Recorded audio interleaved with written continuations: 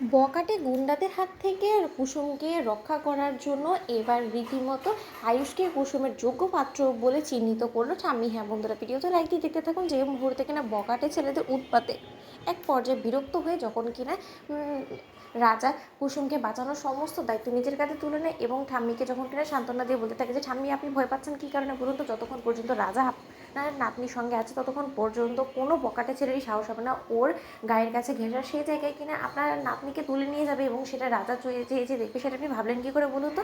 ঠিক সেই সময় যখন কিনা রাতে এর দিকে এক পর্যায়ে ঠাম্মি বলতে থাকে শঙ্করকে ফোন করে যে হ্যাঁ রে শঙ্কর, জানিস তো আমার তো মনের মধ্যে এখন ভয় কাজ করছে যে তোর মেয়েকে আমি কতদিনই বা এরকম করে নজরে নজরে রাখবো বলতো। যতদিন না কাজ শেষ হচ্ছে ততদিন পর্যন্ত তোর এই ঢিট মেয়ে তো চন্দননগরও ফিরতে চাইবে না, কিন্তু তোর মেয়েকে আমি নজরে নজরে কতদিনই বা রাখবো বলতো। আমারও তো যথেষ্ট পরিমাণে বয়স হয়েছে এবং আমি কি সেই বকাটে ছেলেদের সঙ্গে মারধর করে আমি নাতনিকে সামাল দিতে পারবো বলতো। তার জন্য আমার মনে হয় যে ওর জন্য একটা যোগ্য পাত্র খুঁজে ওকে পাত্রস্থল করে দেওয়াটাই প্রয়োজন। ঠিক সেই সময় শঙ্কর যখন কিনা বলতে থাকে যে হ্যাঁ গো ঠিকই বলেছো, কিন্তু তার শর্ত এখন তো আমার পক্ষে সেটা কোনো মতে সম্ভব হচ্ছে না, কারণ কুসুমের দুবার এর আগে বিয়ে ভেঙেছে এবং বিয়ে ভাঙা লগ্নভ্রষ্টা মেয়েকে ভালো ঘরে তো বিয়ে কোনো মতেই দেওয়া যাবে না। তার থেকে বড় কথা আমি সেরকম যোগ্য পাত্র বিশ্বস্ত পাত্র কোথা থেকে খুঁজে আনবো যে কিনা আমার মেয়েটার সমস্ত সুখ দুঃখে সমস্ত কিছু দায়িত্ব নেবে এবং আমার মেয়েটাকে সমস্ত বিপদ আপদ থেকে রক্ষা করবে। ঠিক সেই সময় কুসুমের ঠাম্মি যখন কিনা হঠাৎ করে রাজার কথা বলে উঠে এবং বলতে থাকে যে জানিস তো শঙ্কর, আমাদের বাড়িতে দুজন মিস্ত্রি এসেছে বাড়ি মেরামত করার জন্য এবং তার মধ্যে একজন হলো অবিবাহিত এবং তার নাম হলো গিয়ে রাজা। সেই রাজা ছেলেটাকে না আমার কুসুমের জন্য বেশ লেগেছে এবং সে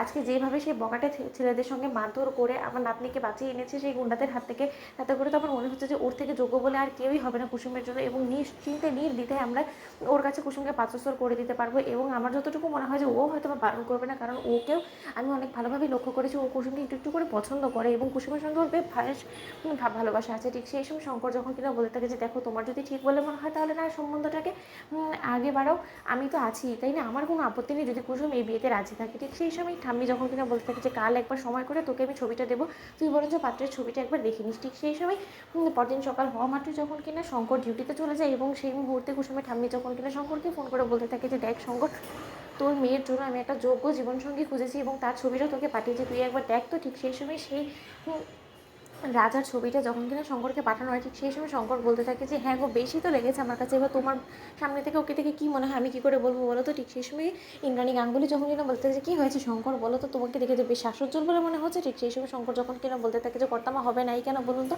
কারণ কুসুমের ঠাম্মি কুসুমের জন্য যোগ্য একটা পাত্র সন্ধান খুঁজেছে এবং তারকে কুসুমের যোগ্য বলে তার কাছে মনে হয়েছে এবং সে আমাকে কাছে ছবিও পাঠিয়েছে সেই ছেলেটা, আপনি একবার বরঞ্চ দেখে নিন, আপনি যদি একবার সম্মতি দিতেন তাহলে আমি কোনো মতে দেরি করতে চাই না, ওদের 4 হাত এক করে দিতে চাই। ঠিক সেই সময় আয়ুষের ছবি দেখি ইন্দ্রাণী গাঙ্গুলি। তো বন্ধুরা লাইক কমেন্ট শেয়ার করে সাবস্ক্রাইব করুন।